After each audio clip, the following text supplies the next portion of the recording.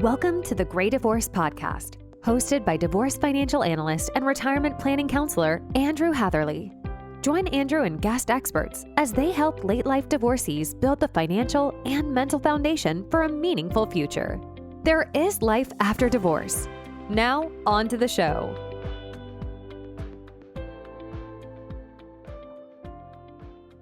Hello, everybody. Well, it's the festive season.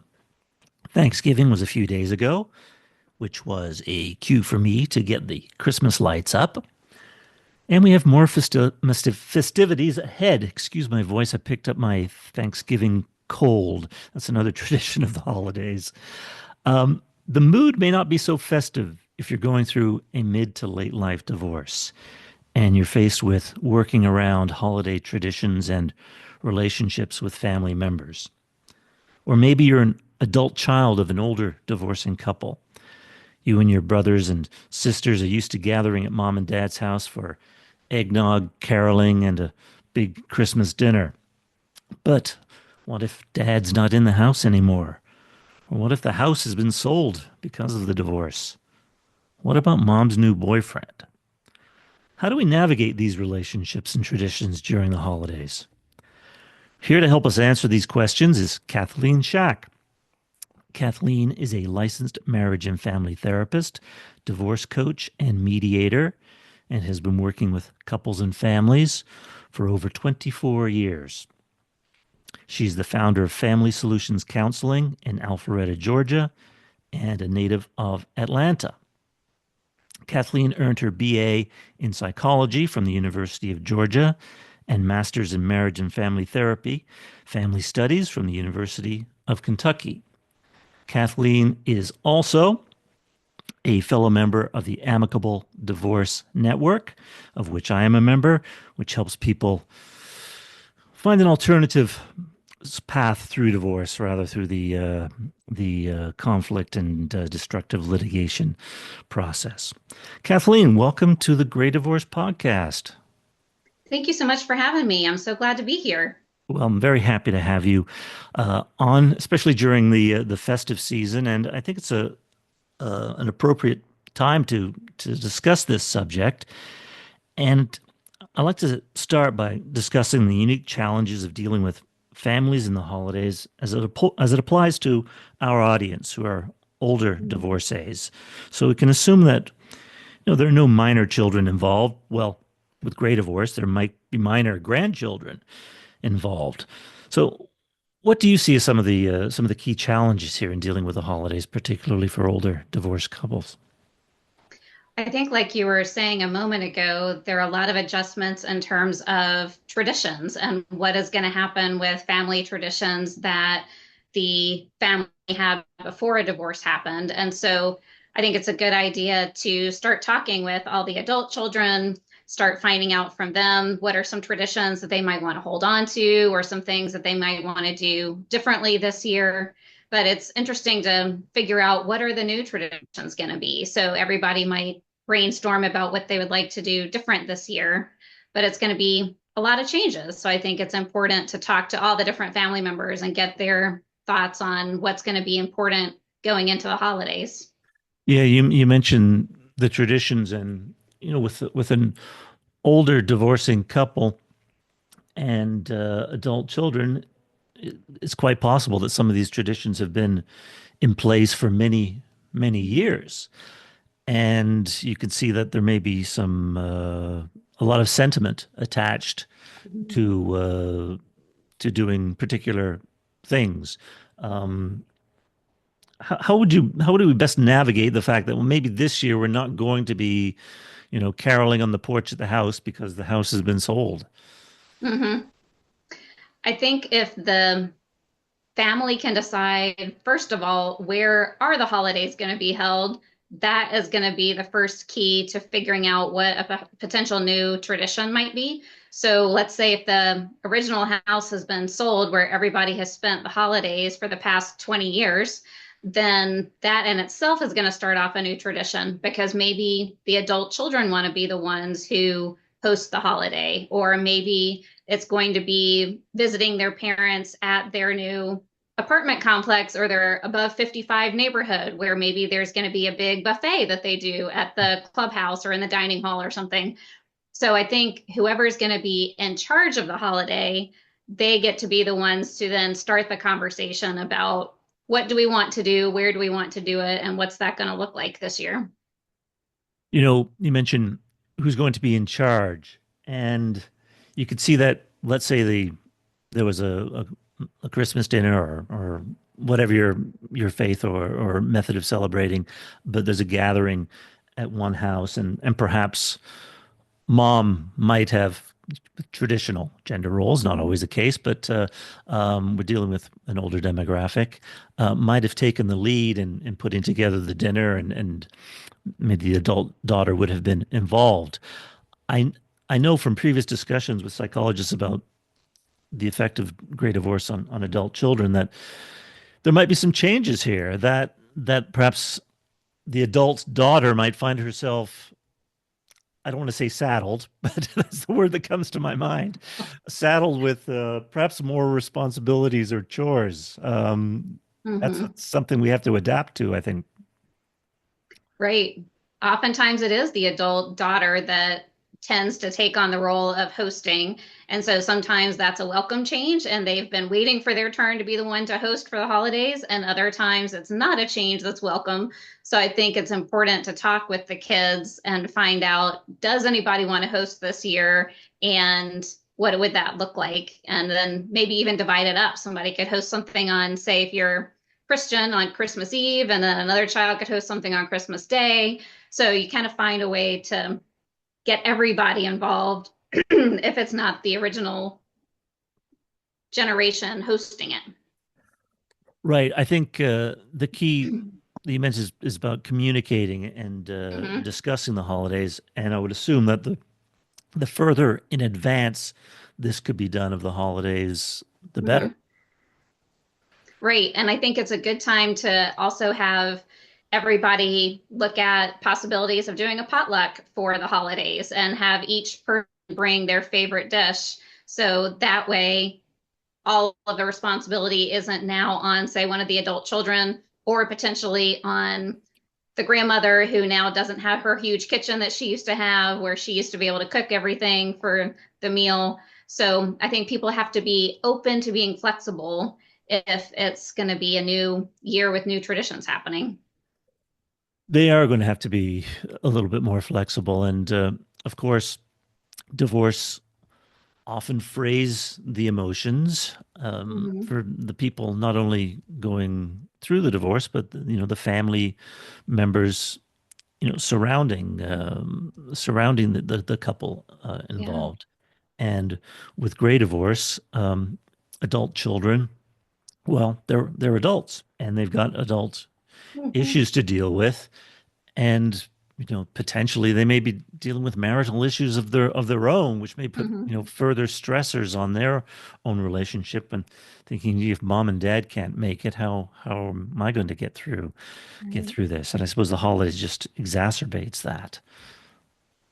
Right. And thinking about also, they may be starting new traditions. Let's say if they've recently gotten married or if they're married, then they may be wanting to divide time between their parents and their partner's parents. And so they were already going to be dividing the holidays. So then you get a situation if you have divorced parents where now you're needing to include maybe three family systems or four family systems depending on how many splits there have been in the family. So it can get quite stressful for people. But again, that's where that, continuing relationships has got to be the key and just encouraging a lot of communication around how do we continue these relationships and what are those relationships now going to look like? Well, I think that's so important that you emphasize the word relationships, because ultimately, that's what it's all about, is about the Mhm. relationships. And the traditions have been born out of the relationships. And I think that if we do carry an attitude of flexibility and openness and creativity, that new traditions can emerge. And if we keep the core focus on the relationships, then some people will be more welcoming and Right. adaptive to these to the idea of new traditions, and other people are going to be a little Mhm. more stubborn, shall we say? But ultimately, it's very much an individual reaction. But what I've seen in divorce is that often both the parties emerging from divorce, who, if it's been a difficult divorce, and the families around them, they can be quite a bit more resilient than Mhm. in the face of divorce. There may be a lot of emotions and drama in the initial stages, but gradually we'll grow from it and adapt. I'm assuming you've seen that in your practice, how people have grown and adapted and developed these new traditions. Right. I have seen that. And a lot of what I'm talking about with my clients and sessions right now, since it is so close to the holidays, a lot of what we're talking about is how can you guys acknowledge the grief and maybe some of the negative emotions that are going to be happening during the holidays while also still trying to bring joy and happiness and new traditions into the fold. So a lot of families right now are trying to figure out how can we balance all of the emotions that are going to be coming to the table and how can we be there for everybody? Well, let's get into some specifics there because, you know, with the heightened emotions, what are some techniques that you might advise our listeners of, or your clients, to deal with these stressors they may be feeling? I think the first thing that's important to do is manage your expectations. So be mindful that there is a big family system with a lot of feelings that are happening. And so if each person is working on managing their own expectations and hopes for the holiday, that can help alleviate some of the chances for negativity or for hopes or expectations not getting fulfilled. So if you can manage your own expectations and then also plan ahead as much as possible. So make sure there's maybe an open group text or something or group email with the family members where everybody is coordinating the who, what, when, and where of the holidays for this year and who's going to bring what, where's it going to be. And I think another big piece is if there are new people to be introducing into the system, if Uh, that can happen before the holidays, that would be ideal instead of suddenly this new person being thrown in the middle of Christmas dinner so that everybody has a chance to get to know them first and then enjoy their presence, hopefully, during the holiday. that that's such a good point. I was going to bring that up. I think I did mention it in the introduction. What if mom or dad have a new Hmm. significant other?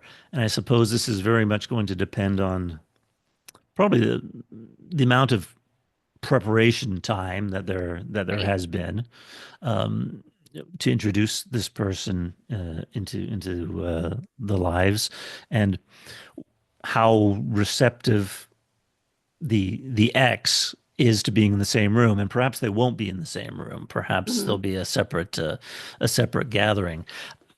How how do you? Well, I want to delve into this a little bit more. I mean, let's look at the situation from the Hmm. an adult child's perspective.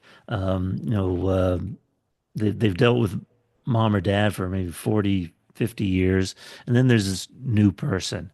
What should their mindset be if they're not particularly pleased about this new person? I mean, how can they make the situation better, not worse? I think if it's a situation where the adult child is not pleased with this new person, then they need to keep in mind to respect your elders. So they need to keep in mind this is someone who's very important to their mom or very important to their dad. And so they need to be on their best behavior so that they're able to really be respectful and thoughtful of their parent. And if they have issues with this person or don't like that this person's around, then that's a conversation to have in private after the holiday is over, but to try to make an effort for their parent so that their parent sees they're trying and they're wanting to be connected. And again, the whole idea is preserving relationships. So you don't want to spoil a relationship you have with one of your parents just because you're not adjusting well to this new person. So potentially go get individual counseling about it, or maybe have a family counseling session if there are issues with this new person coming in. But I think on the day of the holidays or whenever this person's around during the holidays, you want to really respect and be mindful of your parent. I think that's very good advice, Kathleen, and it takes me back to what you're saying about managing expectations. It made me think about, getting out of your own head. It's not Mhm. because we can be a little selfish as human beings, and it's not just about you. And things have changed for other people as well. And what can we do to kind of put our egos and our needs to the side a little bit Mhm. to best deal with this new situation?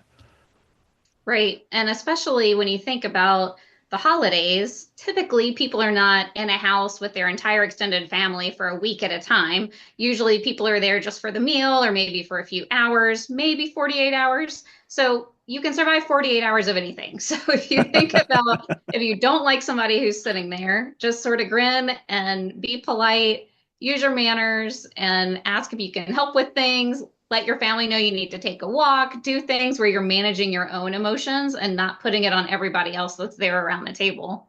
It's funny because the holidays gatherings can be stressful at the best of times. Exactly. And in this holiday season, particularly with a very contentious election and very divided Hmm. partisan loyalties, I can only imagine. I consider myself fortunate. That was my wife, myself, my wife, and my cats, and so we didn't have to deal with any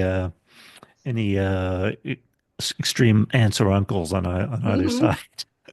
But I'm sure I'm sure that it's been some interesting Thanksgiving gatherings. Speaking of Thanksgiving and giving thanks, I think I'm a big believer, or increasingly become a bigger believer as I've get older and have gone through my own gray divorce, which is now approaching, I guess it was 9 years ago now. Is gratitude, and Hmm. practicing gratitude that we still have our parents Hmm. with us here. They may be divorced, but they're with us. And what can we do? How can gratitude perhaps enter the equation to help us get through this challenge? Yeah, I think it's great to do just like people do at Thanksgiving, where sometimes people go around the table and say things that they're grateful for and thankful for. I think if people are in that mindset during Hanukkah or during Christmas and they're able to really think about what are the things I'm grateful for, what are the things I love about my parents, whether they're together or not, and how can I be there for them during this time, and try to make it a situation where everybody is thinking, how can I just show each person here that I love them, that I care about them? Then that's going to help stay away from some of those nastier conversations. Yeah, no, definitely. So, I've in studying gray divorce and having gone through my own, I've struck by the the what I've read about as the economic and the social penalties of divorce. And I don't think anyone could argue that in general, women tend to fare less well than men, at least initially emerging from the divorce from an economic or financial standpoint. I think that's well recognized in the divorce community. But what I think is less well recognized, and I'm curious to get your thoughts on this, Kathleen, is the social effect. And I know as a man, I find it more difficult to make friends or to maintain friendships with other men than women seem to be with other women. And I think in many cases, an older divorced male who might be a little bit more traditional has typically deferred to his wife as a social coordinator. Hmm. And I see this as potentially being exacerbated during the holiday season for the male, and this can lead to perhaps more extreme loneliness or disorientation. Of course, there are the maternal bonds between mother and children as well. What are your thoughts on this? I think it's important for whichever person has less of a social construct around them. I think it's important for family members and for friends to remember these people. And it does typically tend to be the man, I think, in the situation that hopefully they're going to be invited to a Friendsgiving, or hopefully they have other family members that are going to absorb them and take them in and make sure that they have a solid holiday and they feel loved and cared for during the holidays. Um, I think for some families, it might be the woman who's feeling isolated. Let's say if the family sometimes would trade off years. And so if it's the husband's family's year, say, even with everybody all grown and older, whichever parent is kind of left out in the cold that year tends to be more lonely and tends to be quieter and more sad. So if people can keep in mind that they need to embrace everybody and include everybody if they can, even if that means having your ex over with the big gathering so that they just feel family and feel connection around them. Right. I think that's really important. Right. The idea of, let's bring dad over because dad may be alone. Yeah. And a lot of the adult kids are not going to want either parent to feel alone or feel sad and feel like nobody's hanging out with them. So it's going to be really important to the adult kids, I think, to see both parents involved and making sure that somebody's there for both of them. Yeah. The uh, the importance of adult children in this time is crops up a lot. Um, what do you think?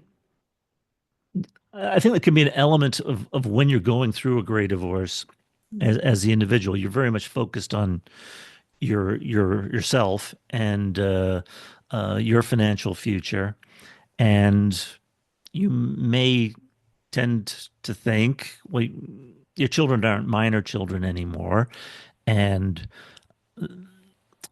you may not. I don't want to be harsh about it, but there's not that not that caring about their feelings quite as much, I don't think, Mhm. when they're adult. And what's your advice to people, older people going through divorce, to kind of keep the adult children in the loop and to be as kind and considerate of them, who are maybe in much different situation, their own adult situations now, as you would be for a minor? Because how many times have we heard the situation where a couple's delayed getting divorced until the children are out of high school or until the children are grown up, as if Mhm. suddenly the adult children are immune to emotions or Right. immune to being bothered about this. You could make counter argument that perhaps smaller children are more adaptable and more. I don't know. I'm rambling here. Mhm. What are your thoughts about that?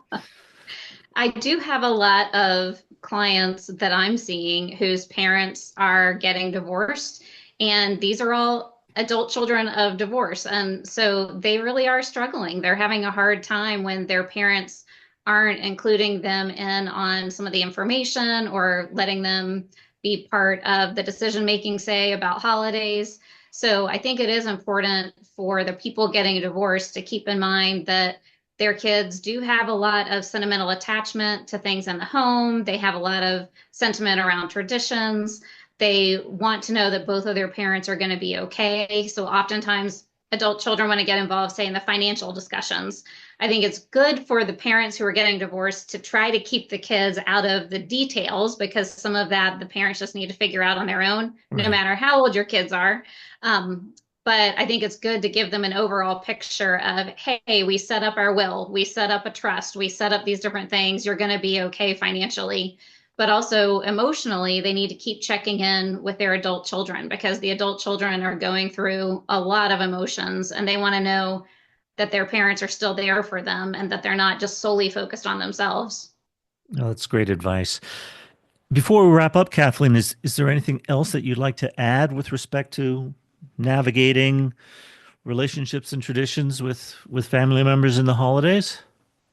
I think the biggest thing is just maintain all of those relationships and figure out what our family relationships going to look like. Make sure that everybody feels cared for and thought of, and just be open to change as the first few years are happening, as everybody's figuring out what their new traditions are going to be.